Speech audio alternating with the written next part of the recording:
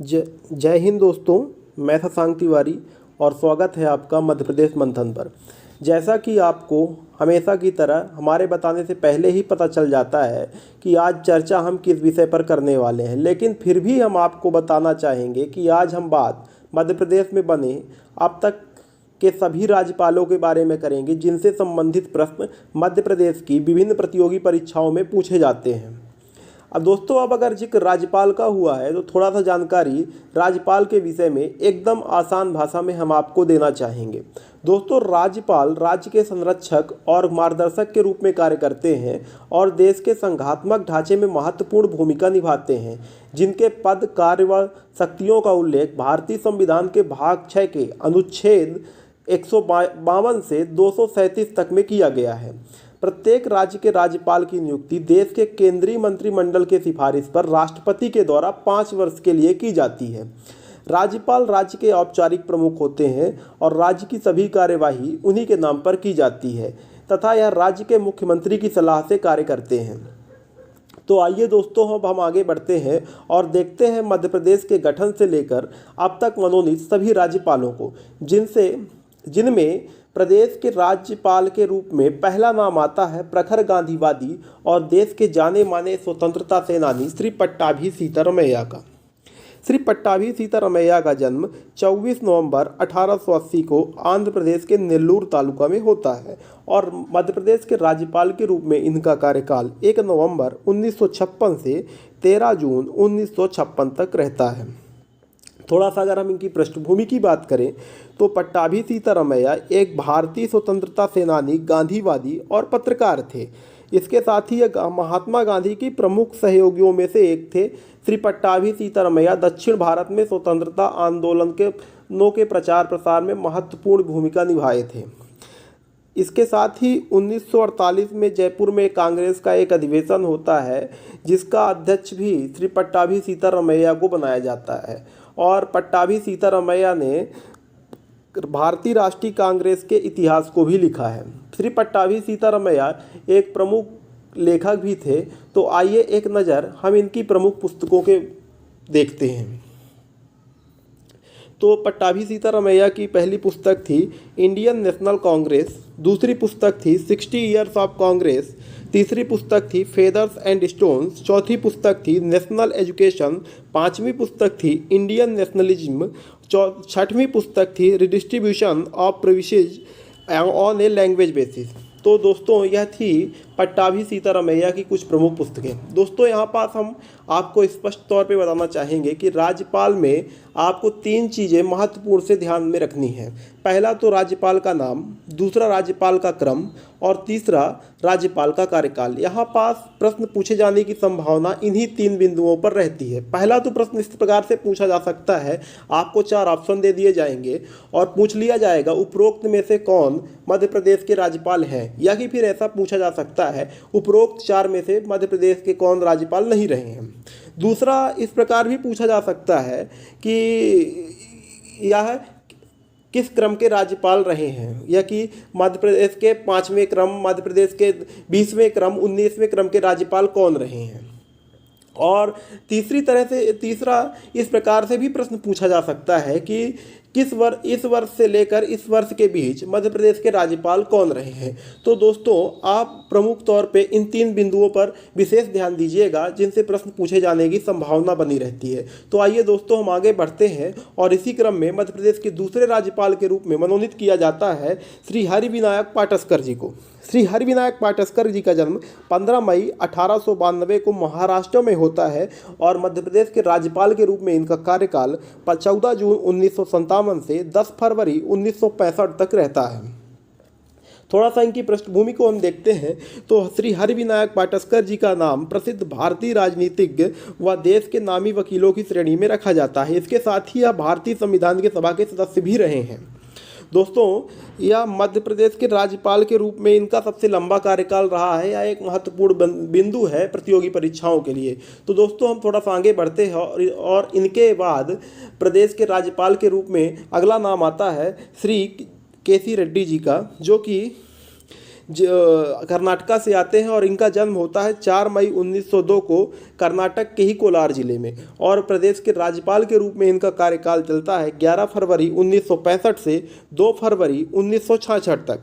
और थोड़ा सा इनकी हम अगर पृष्ठभूमि देखते हैं तो भारतीय संविधान सभा के सदस्य रहे श्री केसी रेड्डी अपने राजनीतिक जीवन में कई महत्वपूर्ण पदों को सुशोभित किए हैं। यह कर्नाटक राज्य के पहले मुख्यमंत्री भी बने हैं और मध्य प्रदेश के राज्यपाल बनने से पूर्व भारत सरकार में कैबिनेट दर्जे के भी मंत्री रहे हैं।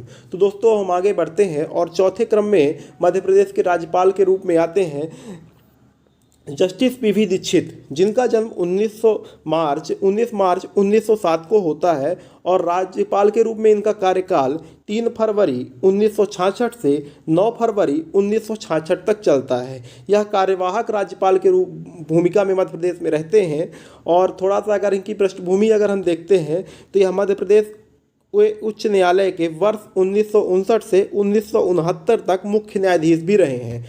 दोस्तों यह मध्य प्रदेश के राज्यपाल के रूप में इनका सबसे छोटा कार्यकाल रहा है, जो कि मात्र 6 दिन तक राज्यपाल रहे हैं। यह एक महत्वपूर्ण बिंदु है। तो दोस्तों हम आगे बढ़ते हैं और इनके बाद एक बार फिर 5वें राज्यपाल के रूप में आते हैं श्री केसी रेड्डी जी, जिनका जन्म हम आपको बता ही चुके हैं 4 मई 1902 को कर्नाटक के कोलार जिले में होता है। और इस बार इनका कार्यकाल रहता है 10 फरवरी 1966 से 7 मार्च 1971 तक।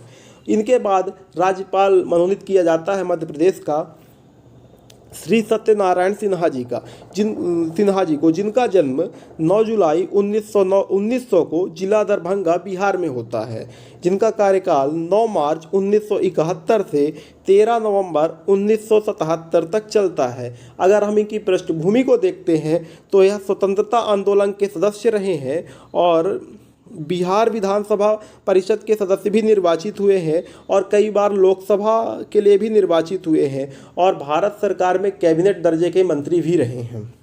और सबसे इनका नाम महत्वपूर्ण इसलिए भी हो जाता है जब मध्य प्रदेश में पहला राष्ट्रपति शासन लगाया जाता है तो उस दौरान भी यह राज्यपाल रहते हैं। यह एक महत्वपूर्ण बिंदु है। दोस्तों हम आपको यहाँ पास बताना चाहेंगे मध्य प्रदेश में पहली बार राष्ट्रपति शासन 30 अप्रैल 1977 से 25 जून 1977 तक लगाया गया था। तो दोस्तों हम आगे बढ़ते हैं और मध्य प्रदेश के 7वें क्रम के राज्यपाल के रूप में मनोनीत किया जाता है श्री निरंजन नाथ वांचू जी को।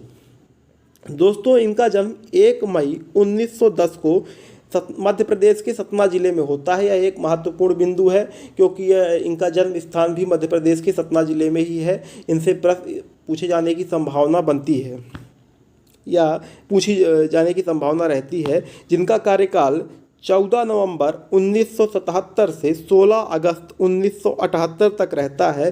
थोड़ा सा अगर हम इनकी पृष्ठभूमि देखते हैं तो श्री निरंजन नाथ वांचू ने 1934 में अखिल भारतीय प्रशासनिक सेवा में प्रवेश किया तथा बिहार तथा उड़ीसा में एक प्रशासनिक अधिकारी के रूप में अपनी सेवा प्रदान की।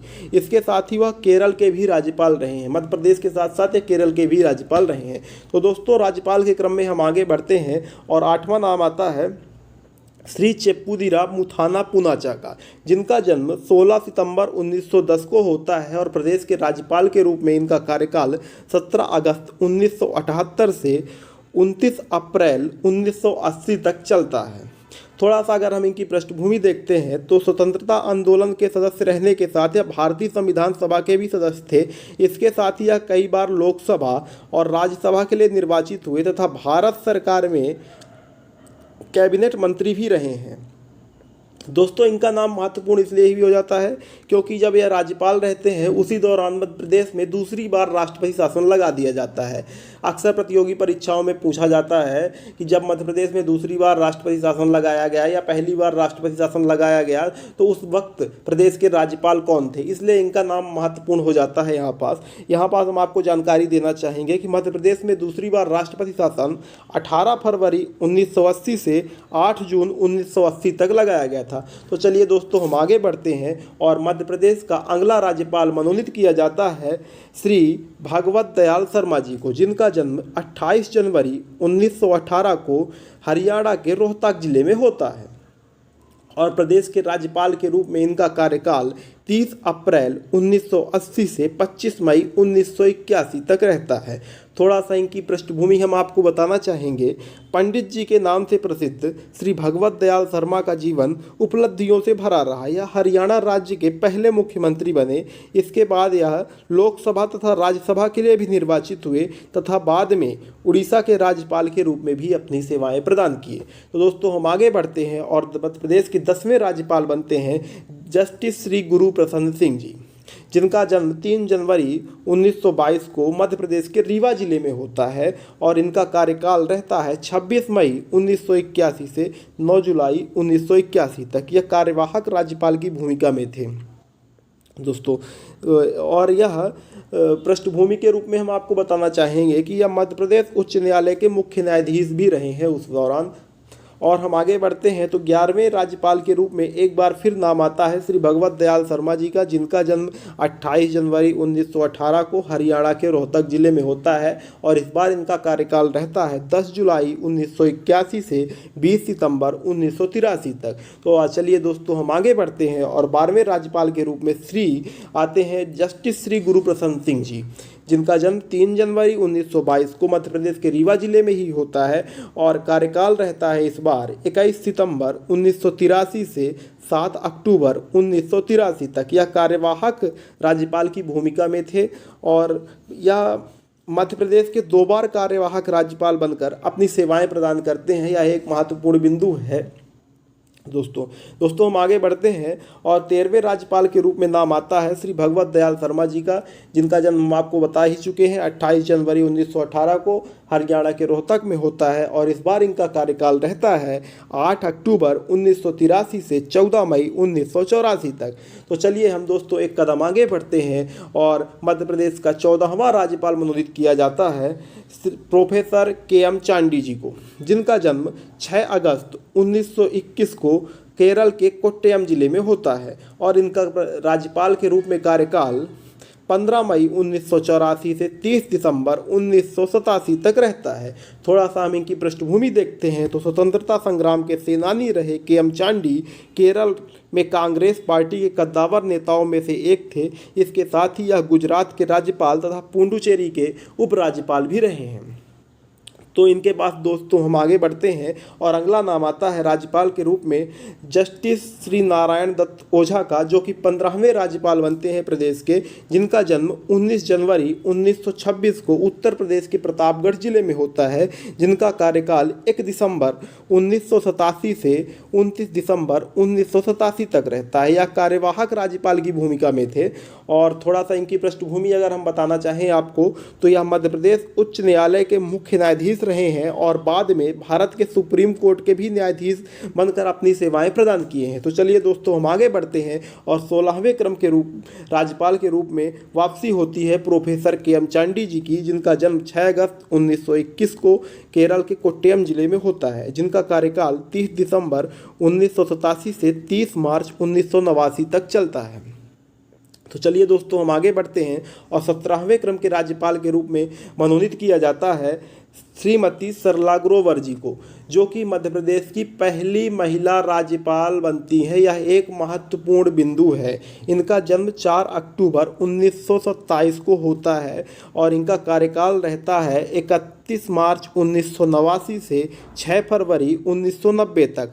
थोड़ा सा अगर हम इनकी पृष्ठभूमि देखते हैं तो श्रीमती सरला ग्रोवर 1952 में भारतीय प्रशासनिक सेवा में प्रवेश करती हैं और इस सेवा में प्रवेश करने वाली देश की दूसरी महिला अधिकारी बन जाती हैं। इसके बाद यह कई विभागों में सचिव भी रहीं, लेकिन शिक्षा सचिव के रूप में इनके द्वारा किए गए कार्य महत्वपूर्ण रहे, जिनमें इन्होंने महिला साक्षरता, प्रौढ़ शिक्षा, प्राथमिक शिक्षा से लेकर विश्वविद्यालयीन शिक्षा एवं तकनीकी शिक्षा पर विशेष जोर दिया। इसके साथ ही यह आगे चलकर प्रधानमंत्री के सचिव के रूप में भी अपनी सेवाएं प्रदान करती हैं। तो दोस्तों आइए हम आगे बढ़ते हैं और 18वें क्रम के राज्यपाल के रूप में मनोनीत किया जाता है प्रदेश में कुंवर महमूद अली खान को, जिनका जन्म 4 जून 1920 को उत्तर प्रदेश के मेरठ जिले में होता है और इनका कार्यकाल 6 फरवरी 1990 से 23 जून 1993 तक चलता है। दोस्तों यह भारतीय राष्ट्रीय कांग्रेस के सदस्य भी रहे हैं और सदैव ग्रामीण उत्थान के कार्यों में लगे रहे हैं।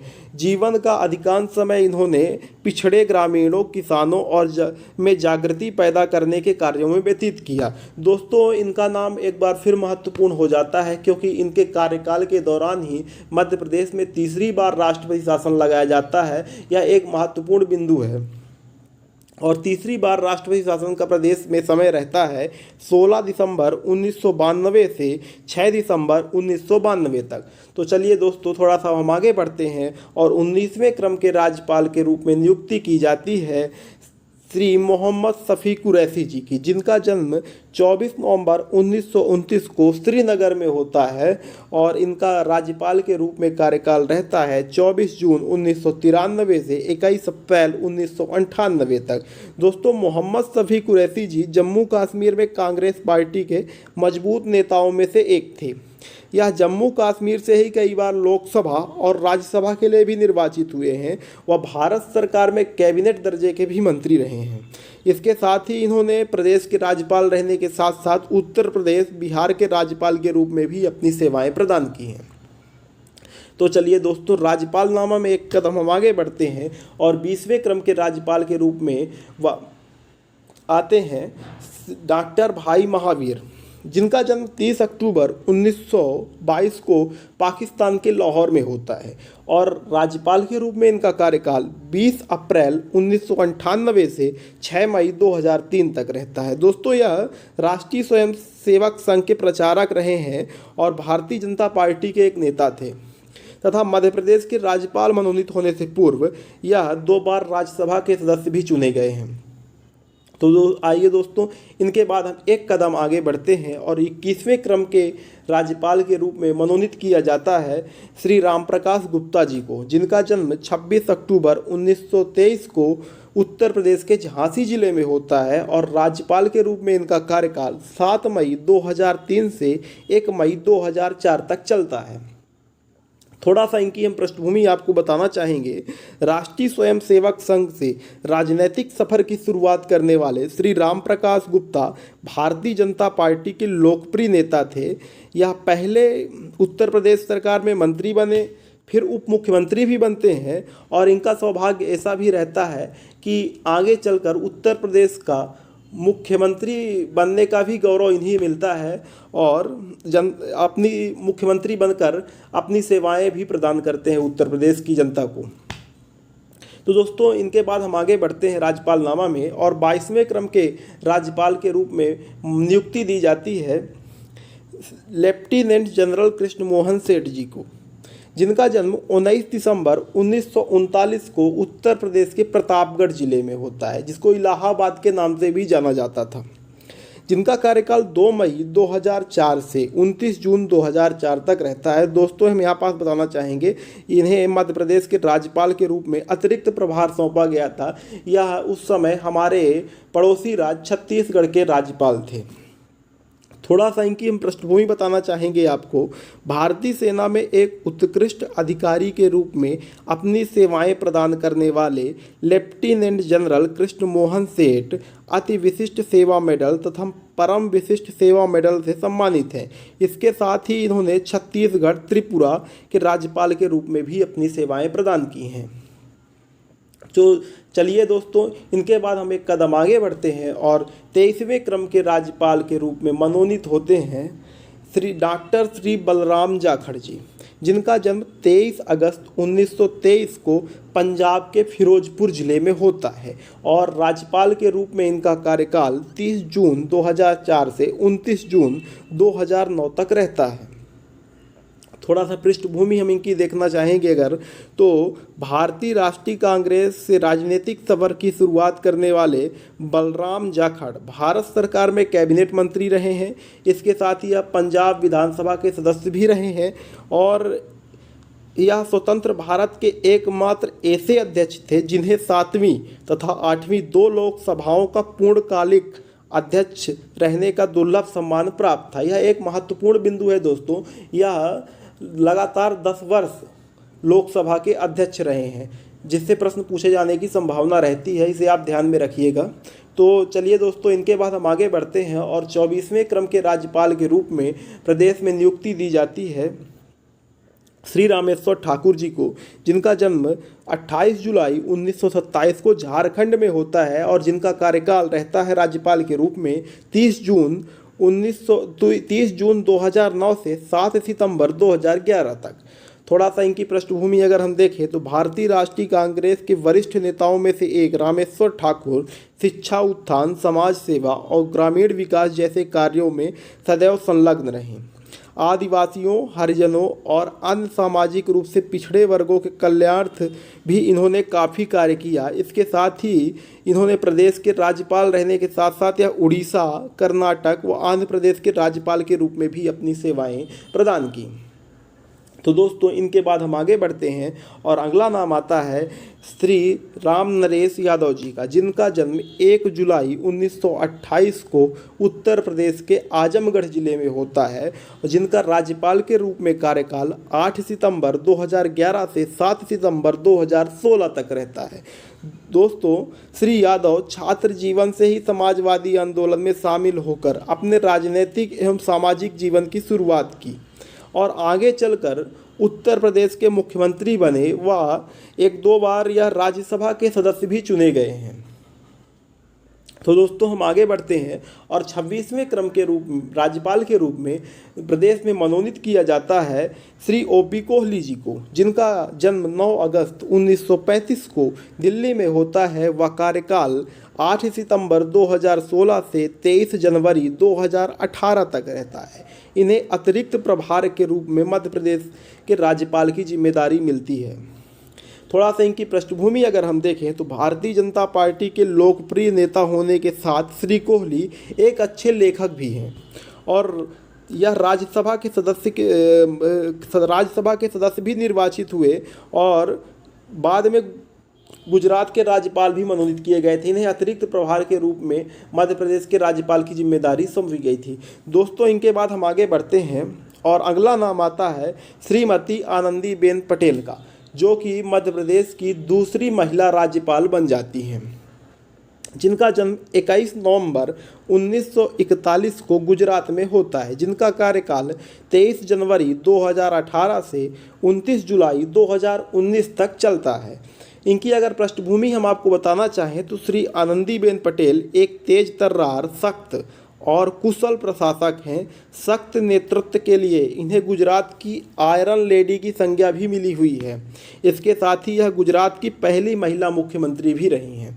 तो दोस्तों, हम एक कदम आगे बढ़ते हैं और 28वें क्रम के राज्यपाल के रूप में नाम आता है श्री लालजी टंडन जी का, जिनका जन्म 12 अप्रैल 1935 को उत्तर प्रदेश के लखनऊ जिले में होता है, जिनका कार्यकाल 29 जुलाई 2019 से 30 जून 2020 तक रहता है। थोड़ा सा इनकी पृष्ठभूमि हम आपको बताना चाहेंगे। श्री लालजी टंडन भारतीय जनता पार्टी के वरिष्ठ राजनीतिज्ञ थे और उत्तर प्रदेश सरकार में कई बार मंत्री बने। इसके बाद यह बिहार के राज्यपाल के रूप में भी अपनी सेवाएं प्रदान किए थे। दोस्तों, थोड़ा सा हम आगे बढ़ते हैं और 29वें क्रम के राज्यपाल के रूप में जिम्मेदारी मिलती है एक बार फिर श्रीमती आनंदीबेन पटेल जी को, जिनका जन्म होता है 21 नवंबर 1941 को गुजरात में और इनका कार्यकाल इस बार रहता है 21 जुलाई 2020 से वर्तमान तक अभी चल ही रहा है। इन्हें दोस्तों हम बताना चाहेंगे, इन्हें अतिरिक्त प्रभार के रूप में मध्य प्रदेश के राज्यपाल की जिम्मेदारी मिली थी या मिली है। तो दोस्तों, आज का वीडियो हम यहीं रोकते हैं और आशा करते हैं कि आपको हमारा वीडियो पसंद आया होगा। तो आप अपनी स्वेच्छा से इसे लाइक, शेयर और सब्सक्राइब जरूर करें, जिससे कि हमारा मनोबल बढ़ेगा और आगे हम आपके लिए अच्छे से भी अच्छा करने में प्रयासरत रहेंगे। दोस्तों, अगर आप हमें अपना कोई सुझाव देना चाहते हैं तो कमेंट बॉक्स में कमेंट करके ज़रूर बताएं। धन्यवाद दोस्तों।